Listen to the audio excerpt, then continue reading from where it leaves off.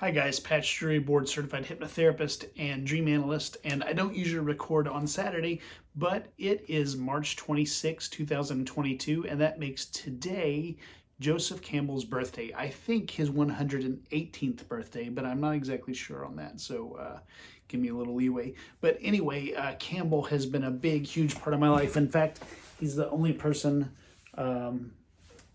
I have tattooed on my skin, just to give you a sense of how important.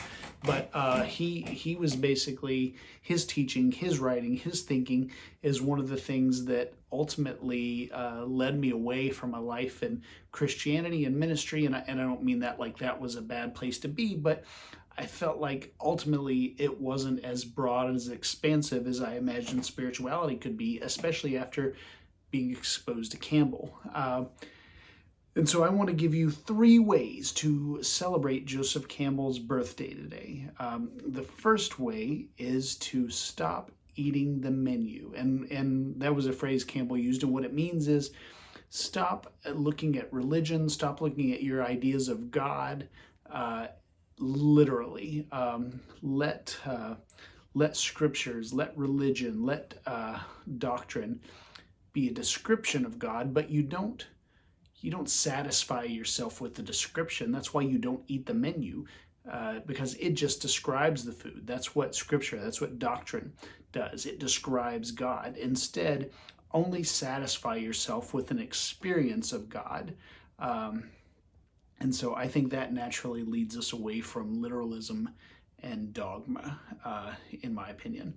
The second thing that you can do is underline passages in books. Alan Watts asked Joseph Campbell once what his spiritual practice was, and he said underlining passages in books. So this may seem a little at odds with the first one, but if you're reading something and you see something meaningful, you don't have to take it as literal, but underline it. If you have a highlighter, highlight it and figure out how you can apply that wisdom in your own life. Not make it sacrosanct, not make it the end-all be-all. That's eating the menu. But instead, just underline stuff and pay attention to what you're reading and let it soak in you. I think that's what Campbell did and what he would have wanted on his birthday.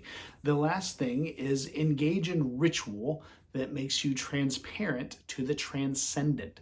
So we do things throughout life that are very opaque and very concrete, like pay our taxes or put gas in the car or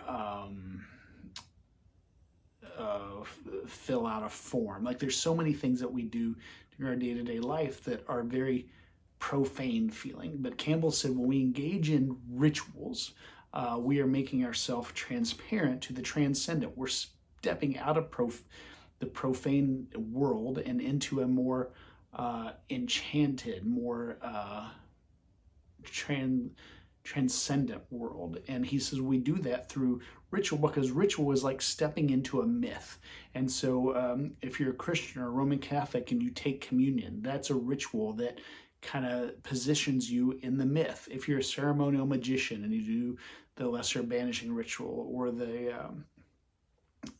Kabbalistic cross or the middle pillar, those are rituals that are positioning you in the myth you believe in. So whatever your religion is, whatever your way of approaching the transcendent is, make ritual a part of it. So those are 3 ways that I will be today celebrating Campbell's birthday, and 3 ideas for you and how you can celebrate Campbell's birthday. Okay, so happy birthday, Professor. We miss you. You were one of the good ones.